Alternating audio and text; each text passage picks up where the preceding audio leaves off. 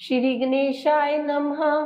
ओम नमो विघ्नराजाय सर्वसौख्यप्रदायिने दुष्टारिष्टा विनाशाय पराय परमात्मने नम्बोदरं महावीर्यं नागयज्ञोपशोभितम् अर्धचंद्रधरं देवं विघ्नव्यूह विनाशनम्। ओम ह्रां ह्रीं रूं रें रौं राः हेरम्बाय नमो नमः। सर्वसिद्धिप्रदोषि त्वं सिद्धिबुद्धिप्रदो भव।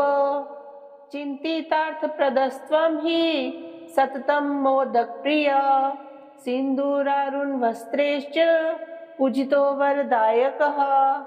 इदं गणपतिस्तोत्रं यः पठेत् भक्तिमान् नरः तस्य देहं च गेहं च स्वयं लक्ष्मी नरमुञ्चति।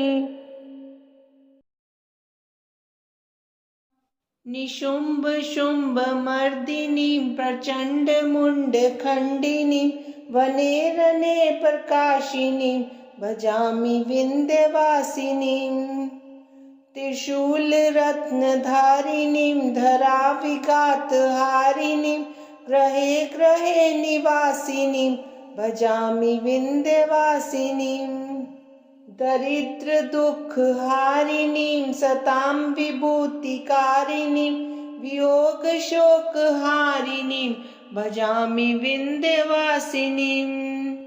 लसत्सुलोल लोचनां लतां सदा वरप्रदां कपालशूलधारिणीं भजामि विंध्यवासिनीं। करे मुदा गदाधरां शिवां शिवप्रदायिनीं वरावराननां शुभां भजामि विंध्यवासिनीं। ऋषीन्द्रजामिनप्रदातिर्दास्यरूपधारिणीं जले स्थले निवासिनीं भजामि विंध्यवासिनीं। विशिष्ट सृष्टिकारिणीं विशालरूपधारिणीं महोदरां विशालिनीं भजामि विंध्यवासिनीं। पुरन्दरादिसेवितां मुरादिवंशखण्डिनीं विशुद्धबुद्धिकारिणीं भजामि विंध्यवासिनीं। नमो दैव्य महादैव्य शिवाय सततं नमः। नमः प्रकृतये भद्राय नियतः प्रन्तः समरतां रौद्राय नमो नित्याय गौरे धात्रे नमो नमः। ज्योत्स्त्राय चेन्द्ररूपिणाय सुखाय सततं नमः। कल्याणे प्रन्तां वृद्धये सिद्धये कुर्मो नमो नमः। नैऋत्ये भूभृतां लक्ष्म्यै शर्वाणाय ते नमो नमः। दुर्गाय दुर्गपराय साराय सर्वकारिणे ख्याताय तथैव कृष्णाय धूम्राय सततं नमः। अतिसौम्यातिरौद्राय नतास्तस्यै नमो नमः। नमो जगत्प्रतिष्ठाय दैव्याय नमो नमः। या देवी सर्वभूतेषु विष्णुमायेति शब्दिता नमस्तस्यै नमस्तस्यै नमस्तस्यै नमो नमः। या देवी सर्वभूतेषु चेतनेत्यभिधीयते नमस्तस्यै नमस्तस्यै नमस्तस्यै नमो नमः। या देवी सर्वभूतेषु बुद्धिरूपेण संस्थिता नमस्तस्यै नमस्तस्यै नमस्तस्यै नमो नमः।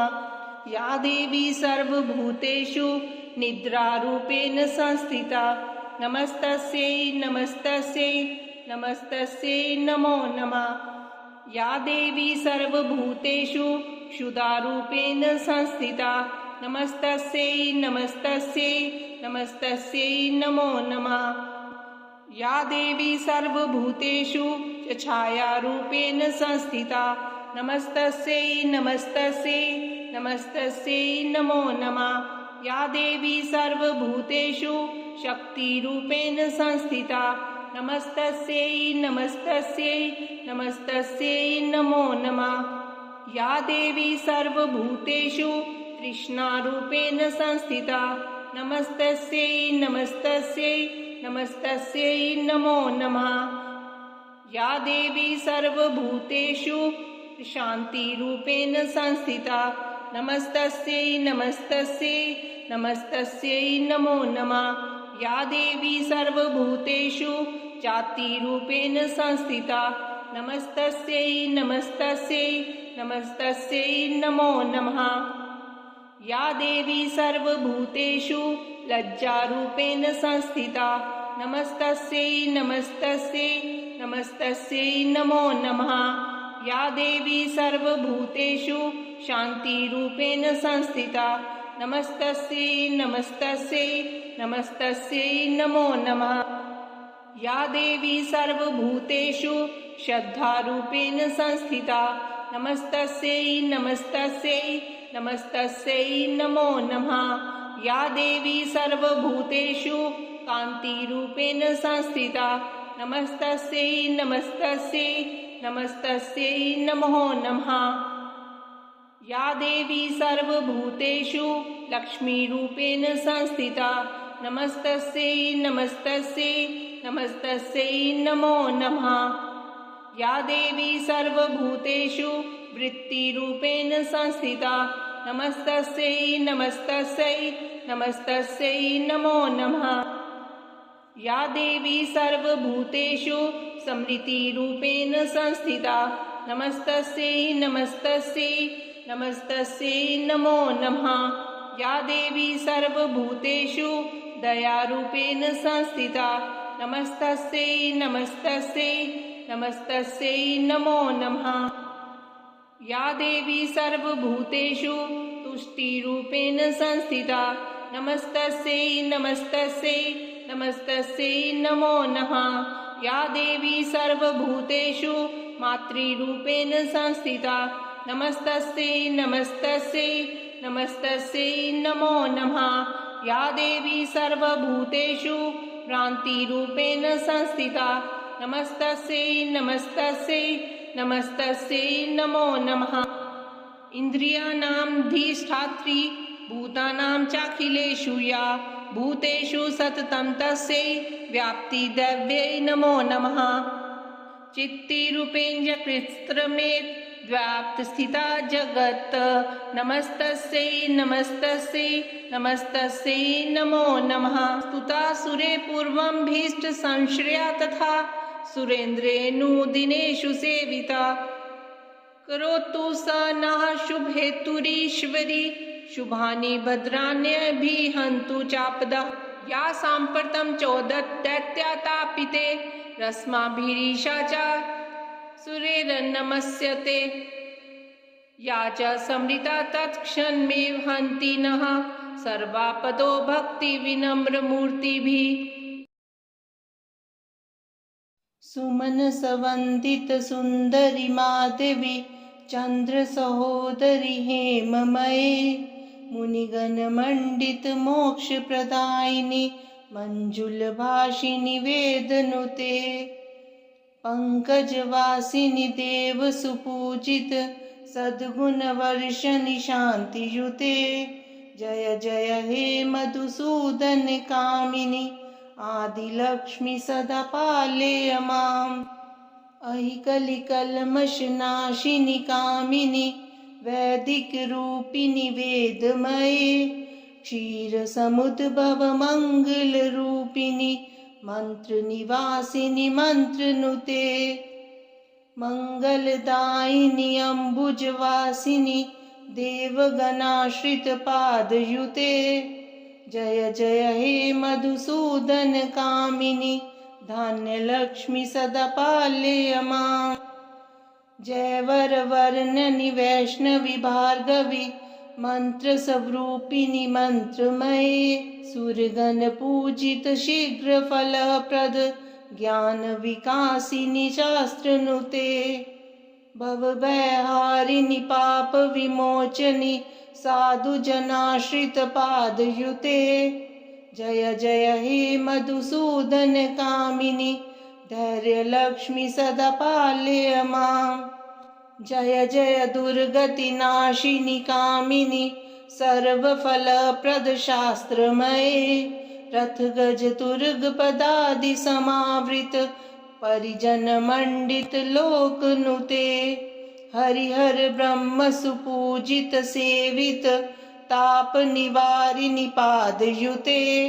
जय जय हे मधुसूदन कामिनि गजलक्ष्मी रूपेण पालय माम्।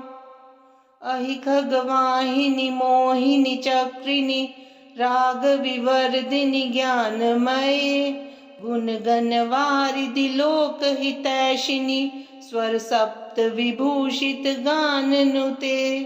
सकल सुरासुर देव मुनीश्वर मानव वंदित पादयुते। जय जय हे मधुसूदन कामिनि संतान लक्ष्मी त्वं पालय माम्। जय कमलासनि सद्गतिदायिनि ज्ञान विकासिनि गानमये अनुदिन मर्चित कुंकुम धूसर भूषित वासित वाद्यनुते। कनकधरा स्तुति वैभव वंदित शंकर देशिक मान्य पदे।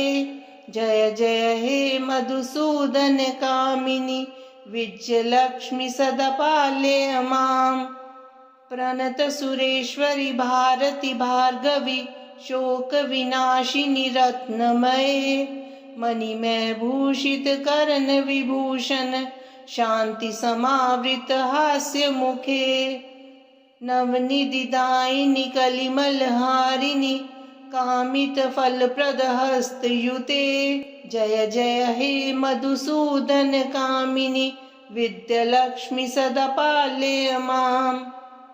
धिमि धिमि धिन धिमि धिन धिमि धिन धिमि दुन्दुभिनाद सुपूर्णमये घुम घुम घुम घुम घुम घुम घुम घुम शंख निनाद सुवाद्यनुते।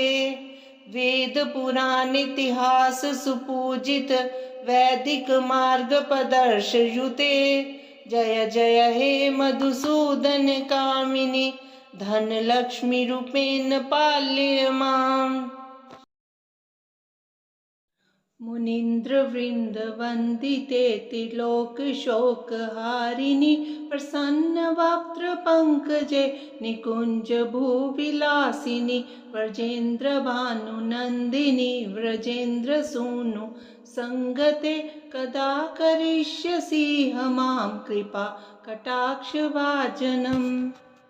अशोक वृक्ष वल्लरी वितान मंडप स्थिते प्रवाल बाल पल्लव प्रभारुणांग्रि कोमले वराभय स्फुरत्करे प्रभूत संपदालये कदा करिष्यसि मां कृपा कटाक्ष भाजनम्। अनंगरंग मंगल प्रसंग भंगुर भ्रुमां सविभ्रमं ससंभ्रमं दिगंतवानपातने निरंतरं वशीकृत प्रतीत नंदनंदने कदा करिष्यसि मां कृपा कटाक्ष भाजनम्। तडित सुवर्ण चंपक प्रदीप्त घोर विग्रहे मुख प्रभा परास्त कोटि शारदेन्दु मंडले विचित्र चित्र संचर चकोर शावलोचने कदा करिष्यसि मां कृपा कटाक्ष भाजनम्। मदोन्मदाति यौवने प्रमोदमान मंडिते प्रियानुराग रंचिते कला विलास पंडिते अनन्य धन्य कुंज राज्य काम केलि कोविदे कदा करिष्यसि मां कृपा कटाक्ष भाजनम्। अशेष हाव भाव धीर हीर हार भूषिते प्रभूत शात कुंभ कुंभ कुंभि कुंभ सुस्तनि प्रशस्त मंद हास्य चूर्ण पूर्ण सौख्य सागरे कदा करिष्यसि मां कृपा कटाक्ष भाजनम्। मृणालवालवल्लरी तरङ्गरङ्गदोर्लते लताग्रलास्यलोलनील लोचनावलोकने ललल्लुलन्मिलन्मनोज्ञमुग्धमोहनाश्रय कदा करिष्यसि मा कृपाकटाक्षभाजनम्। सुवर्णमालिकाञ्चितत्रिरेखकम्बुकण्ठगे त्रिसूत्रमङ्गलीगुणत्रिरत्नदीप्तिदीदिते सलोलनीलकुन्तलप्रसून्नगुच्छगुम्फिते कदा करिष्यसि मां कृपाकटाक्षभाजनम्। नितम्बबिम्बलम्बमानपुष्पमेखलागुणे प्रशस्तरत्नकिङ्किणीकलापमध्यमञ्जुले करीन्द्रशुण्डदण्डिकावरोहशोभगोरुके कदा करिष्यसि मां कृपाकटाक्षभाजनम्। अनेकमन्त्रनादमञ्जुनुप्रारवस्खलत् समाजराजहंसवंशनिक्वनातिकौरवे विलोलहेमवल्लरी विडम्बिचारुचक्रमे कदा करिष्यसि मां कृपाकटाक्षभाजनम्। अनन्तकोटिविष्णुलोकनम्रपद्मचार्चिते हिमाद्रिजापुलोमजा विरिञ्चिजावरप्रदे अपारसिद्धिरिद्धिदिग्धसत्पदाङ्गुलीनके कदा करिष्यसि मां कृपाकटाक्षभाजनम्।